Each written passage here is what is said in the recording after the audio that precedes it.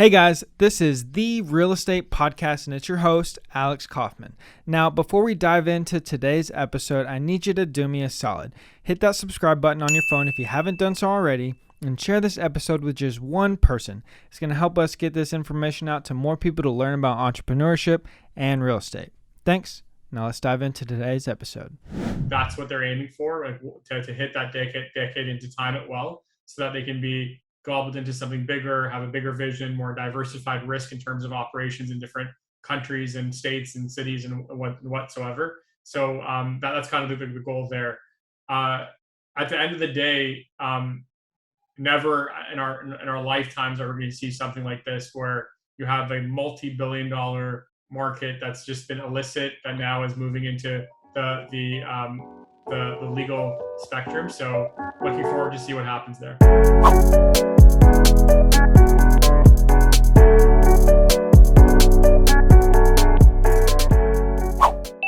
All right, Narbe, what's up, man?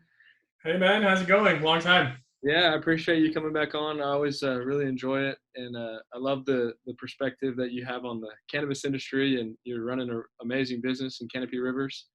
And RIV Capital. Oh, dude, I knew that too. I knew that.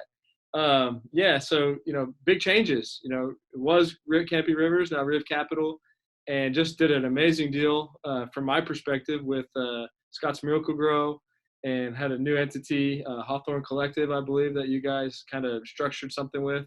I'm really fascinated by these, like, what I call power moves, because I know that, like, a lot has to be in the works, and there's a lot of conversations, and it takes a lot of time. But that's a big move, and I honestly feel like not a lot of people were talking about the way that they should be from my perspective.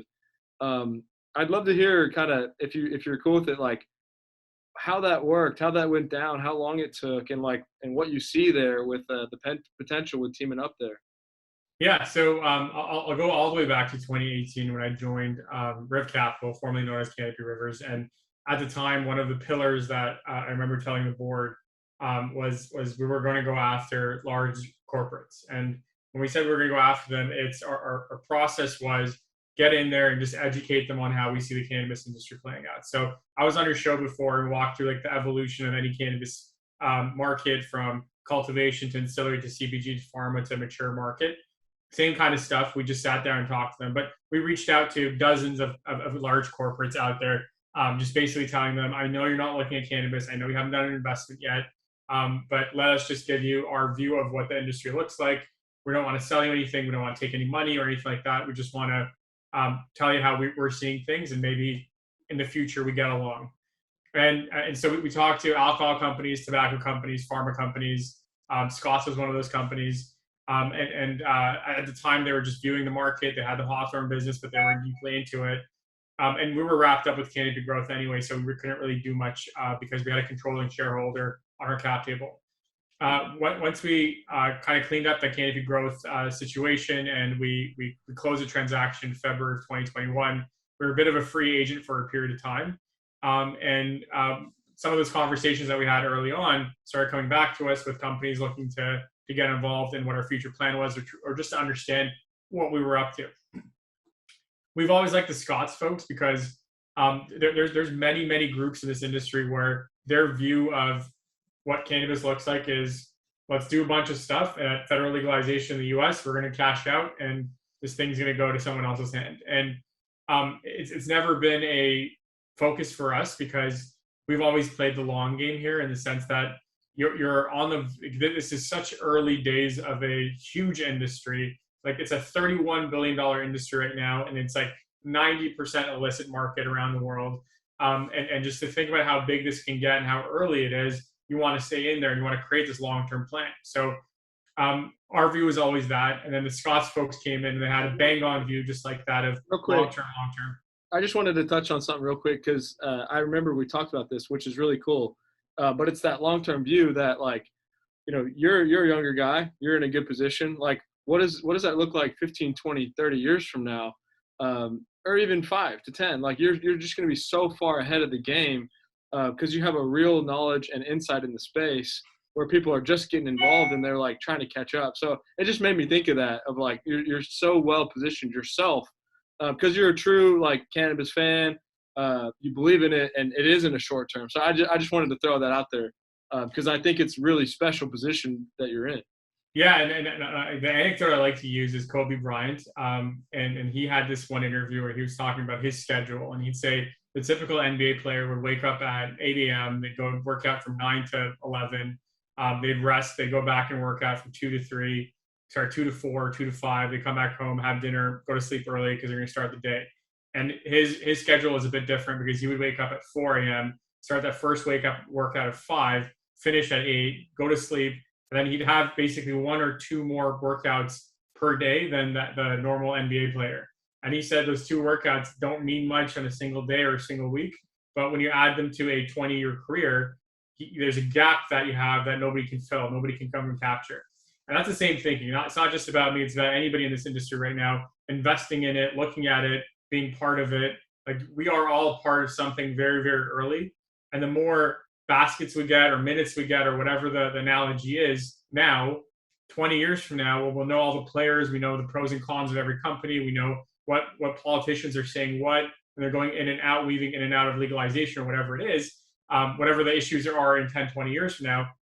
But we're setting ourselves up for that. So it's the viewpoint of stop thinking about what the markets look like right now, because it doesn't look good for anybody, cannabis or not cannabis. Don't focus on what the short-term safe act is going to be, but focus on what can you do in the long term to set yourself up to become one of the bigger companies that are out there. And that's just kind of how we proceed.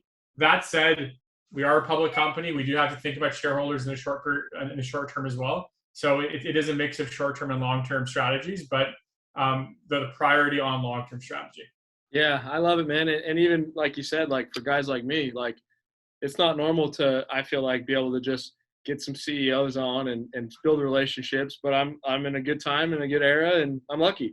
I can't go do this with, tech companies or this or that. So it's fun to be in it and to have something that you believe in, right? Like I'm a huge proponent of the flower and what it can do and all this stuff. So I get it, I see it, and it is and it's cool to hear it reiterated, because it is tough. Like, you think about these things or I do, like, you could be right so many times in life, but you could just be too early, in anything people have done over history. And it's like, it's so obvious that this is going to happen, but it's like, and it's going to happen pretty quickly with what's happening, and it seems. But we are early, and there are struggles with that. Even if you're so right, it's like, you got to just keep hanging on and keep adding value and pressing forward and, having these conversations, just like you said. So anyways, man, so I didn't mean to cut you off, but I wanted to bring that up. But you're about to go into kind of, I guess, the way that Scott's looks at things, and you felt that it was a little bit more aligned with how you look at things with the long-term vision. Yeah, exactly. So that all culminated into our announcement that we made in August for the $150 million US investment by Hawthorne Collective, which is one of the subs of Scott's Miracle-Gro. The benefit of that transaction was it leveraged what we know in the cannabis domain, or knowledge there, our investment expertise, and it married that with Scott's Miracle-Gro's expertise in operations, R&D, sales, distribution, and the like. Like, they have this Hawthorne business, the Hawthorne Garden Company, which has grown into the largest cannabis-focused company in the world on a revenue basis. So they have about $1.2 to $1.3 billion run rate revenue within just the cannabis market itself, servicing cannabis companies. So they have deep relationships. They've been in the ancillary market for 6 years. And they know the players, they know what works, what doesn't. They've seen good grows, they've seen bad grows. They have a technical expertise, technical consultant group that goes in and helps growers out when they hit stumbling blocks. Like, there's way more strategic value to this than doing a deal with a tobacco company or doing a deal with a pharma company, because it's such a silo of what you can get from them. So our strategy is the same as what we previously said, which is we plan to acquire, invest in, launch, and develop U.S. assets to create a multi-state operator. So now that we are cashed up, we have about $410 million Canadian of cash on hand, public stock. We have the only debt we have on our books is the convertible debt that Scott signed up for, which is an insanely low interest rate. Now we're just set up to go and execute on that, which is the hard part, Matt, because the easy part is taking the money. The hard part is actually putting use to it. Yeah, yeah, and you can. I'm sure many people do. Like it's easy to go place that money and go. You can go wrong quickly. Not that I think you will, but obviously that's a big risk. Like especially in this space with the regulations and how things change. Just blows my mind. Back to being early, you guys are sitting on a ton of cash. You actually have some really good strategic partners as far as like how you're going to view things. And the stock's like super low, and all of them are, right? And it's just like a weird time. But I'm pretty sure you have like more cash than the market cap or close to it. So it blows my mind. But I'm super excited because I just try to, as a business owner, I'm like fascinated by like what are they thinking, what are they doing, and then the news comes out. It's like, oh, that's brilliant. That makes a lot of sense. And I'm sure that they're going to bring. Now you have another partner that's trying to probably facilitate all these other conversations for you guys, that has another angle to attack the business, or the market, cannabis market in general. They're the picks and shovels in some sense, right, of like the gold rush. They're already doing it at a very high level, and they're a huge company. So I just can't wait to see what you guys do. And I'd imagine you're spending just a ton of your time looking where to place that capital, right? And like I'm curious, like what kind of ways that you view the industry now with does the way you view the industry like shift constantly, like, or does it, like, as far as markets are tough, the stock prices of all these companies are down, does that change anything for you, or do you just kind of stick with your long-term vision regardless of all that stuff?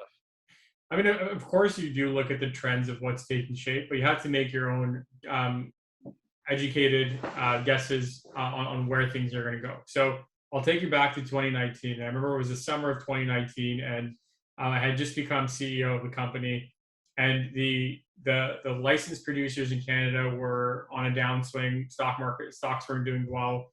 The extractors were doing incredibly well. Like they were going up 10, 20% in a given month. And I was getting a lot of pressure from the public saying that, hey, why don't you could have invested in an extraction company, one of the big three that were out there in Canada. Why didn't you do that? Look at them, they're printing money.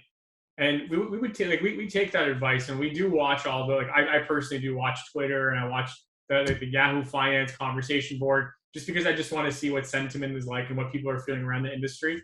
And it helps me just be in their shoes of a shareholder that might have bought at a higher level or might have bought at a lower level and now is thinking of selling at a higher amount or thinking of holding, and how they perceive the entire industry to be. And I remember one of the like, we kept getting tips of saying, hey, why don't these guys go into extraction?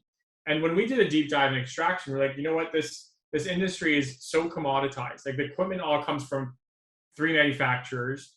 How you extract has a bit of an art form attached to it, but it's nothing that over a period of time can't be learned and can't be spread around, right? So what is the secret sauce here? Is it relationships with customers?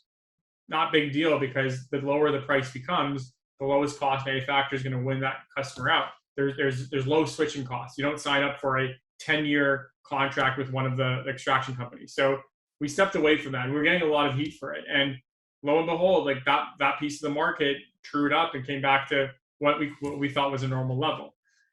Same thing happening in this situation. Everyone's focus is like go and build in the US.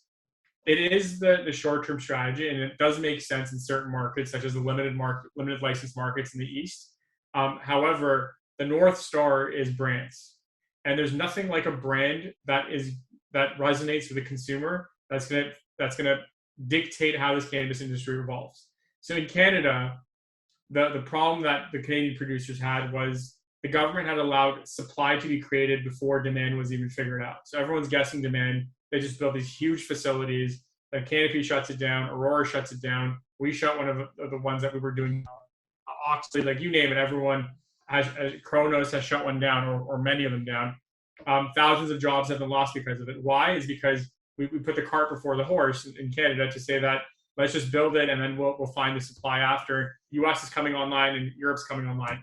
I'll caveat that by saying COVID might have screwed stuff up and fucked things over a bit there. But at the end of the day, like the market wasn't going to grow fast enough to meet that supply. So when we look at the US market, same situation's kind of happening in the East Coast, where you need a license to operate. And if you have a license, you can cultivate and you can have your own dispensary in many of the vertically integrated markets. Now you own that product all through the entire retail chain, so that you get a higher margin if you sell your own product versus you bring someone else's product in, and you can make more money, and you can manage costs. All of that is a short-term strategy. Over the long term, more licenses will be given out. The U.S. market will get more competitive. You've seen this in dozens and dozens of industries. There's seldom any. All right, guys. Sorry for the technical difficulties, but we're gonna figure this out. Narbe, you were giving a great explanation, and it said over the long run, and then it just zipped out. So I don't know if you can get back on that train of thought or not. Yes, yeah. So over the long run, brands will prevail. And you see a lot, if you look at Twitter or talk to bud tenders or retailers, they'll all tell you that customers are coming in and they're looking at THC percentage and the logo, and they're picking up the product.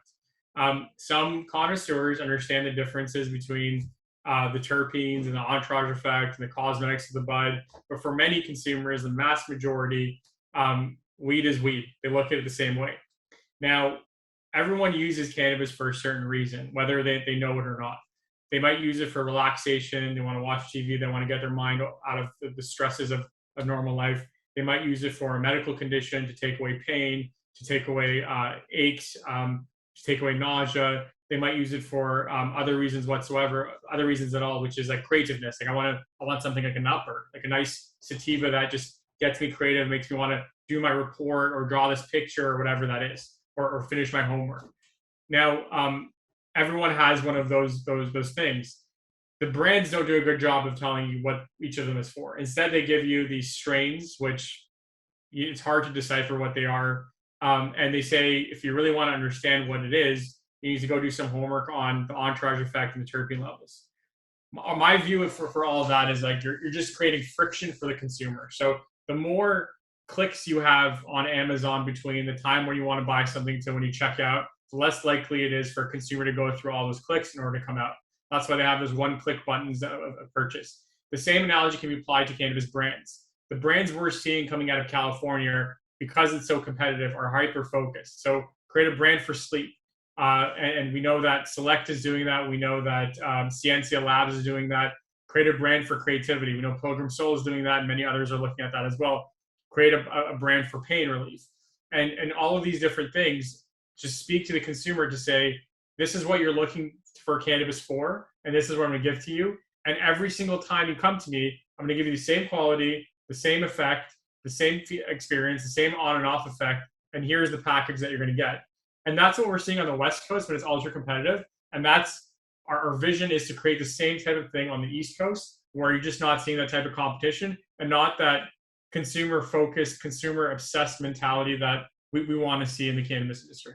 Yeah, that's fascinating. Yeah, I mean, I'm fascinated by, and I don't follow it nearly as close as you do, but the one or two brands that stick out, I'm just like fascinated by the business approach that they've taken, and like they've done a great job. And like it seems like very few people are even close to them on branding. Like, and I haven't thought about it as far as branding for the specific use. That's pretty cool. So it could be one company, 6 different brands, 6 different uses within different strains. Is that correct?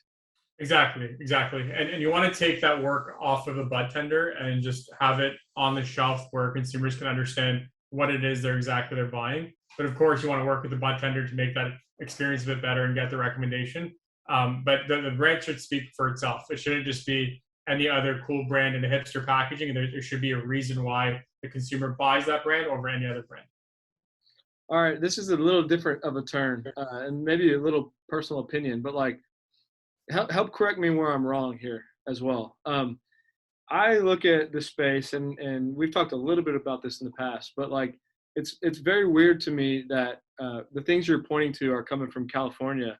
Like, why are they not coming from Canada, right? Like, it seems like they should be so far ahead. Like, they have this better framework, or maybe not. Maybe that's the issue. But like, why wouldn't this be happening in Canada first? They were the first people to do this. Like, am I missing it? What maybe went wrong? What could be different? Like, I just seems like Canada should be able to do all this stuff at a much higher level, quicker, get more feedback, get more data, have more brands. But maybe it's the regulations. I don't know. Am I wrong in that thinking? So I think you're right. They have the capabilities to do it. They know exactly what needs to get done. The one thing they can't get over is marketing regulations. So you cannot market a certain symptom that it's trying to solve or a certain feeling that you're supposed to get. You can't do that. You can't use certain color palettes. And it basically drowns out any chance you have of creating a brand and resonating that brand with a certain use case.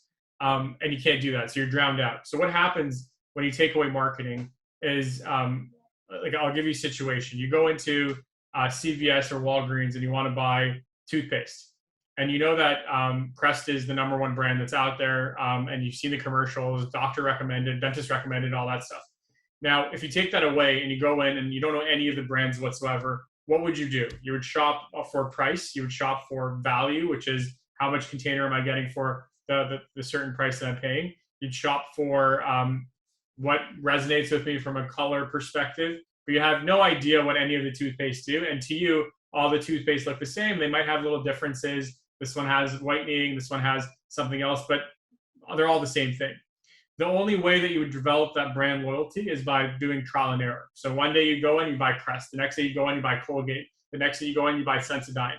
And then you'd say, all right, which one is it that, like, I like the taste of, that I like the look of my teeth and whatsoever. That's the current situation in Canada, where there are no cues for the consumer to understand what it is they're buying and why they're buying it for. Instead, it's a price war and buy on color and what brand looks cool to you.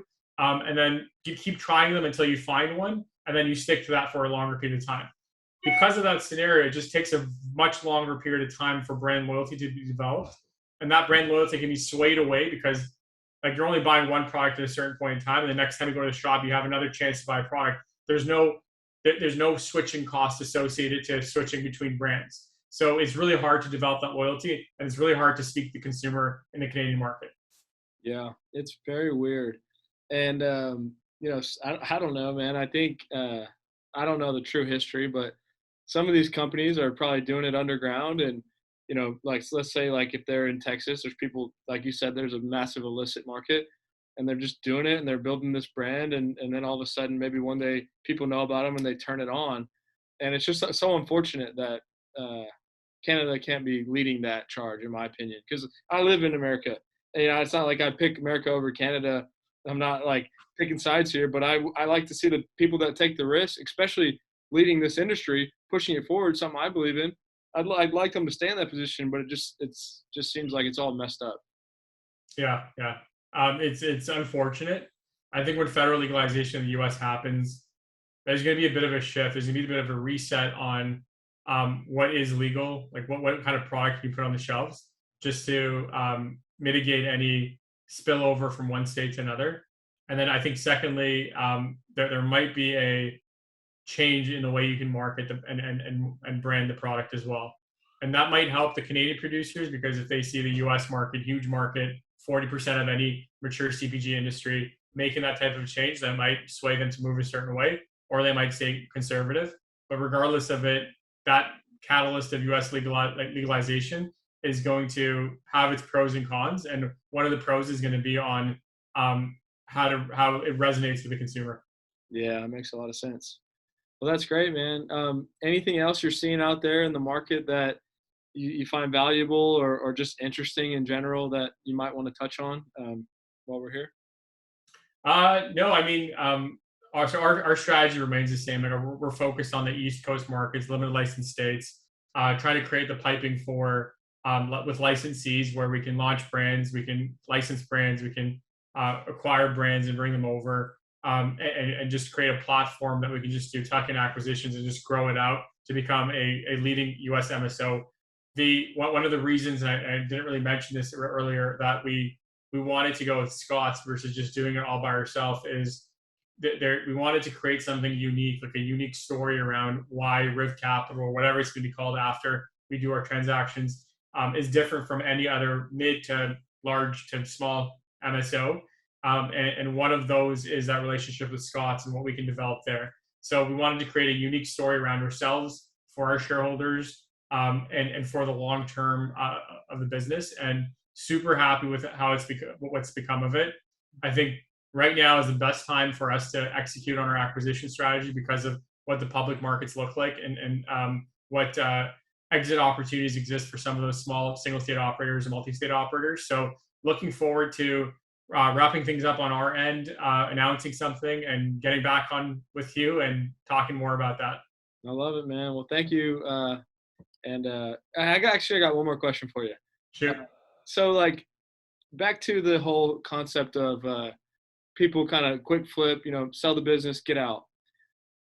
In your estimation or just opinion, how many people that are in the space now at your level or, close to your level, not necessarily CEO, but like high up within these companies, how many of these people, what percentage are still around in 5 years? Is it like a high percentage or very, very low because they're selling out and moving on?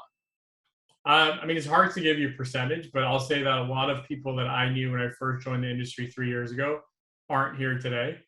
And it's just the roller coaster, the ups and downs of the cannabis industry do recycle executives. Many companies have upgraded their executives as well to get some CPG power into the business. So you are seeing kind of the changing of the guard over and over again, press release after press release of these companies. That said, if there's a will, there's a way. I mean, if you put ego aside and really believe in the cannabis industry, there's always going to be something for someone to do in this high growth burgeoning industry. So it's all about keeping your eyes open. In the long term, I think there's going to be different players altogether. At the end of the day, there's going to be a mass amount of consolidation. When you look at a mature market in tobacco, alcohol, beer, etc., there's about a decade of crazy consolidation that takes place, and then you get your 4 or 5 giant companies that run the market. So for a lot of the small and medium-sized players, that's what they're aiming for, like to hit that decade and to time it well, so that they can be gobbled into something bigger, have a bigger vision, more diversified risk in terms of operations in different countries and states and cities and whatsoever. So that's kind of the goal there. At the end of the day, never in our lifetimes are we going to see something like this where you have a multi-billion-dollar market that's just been illicit that now is moving into the legal spectrum. So looking forward to see what happens there.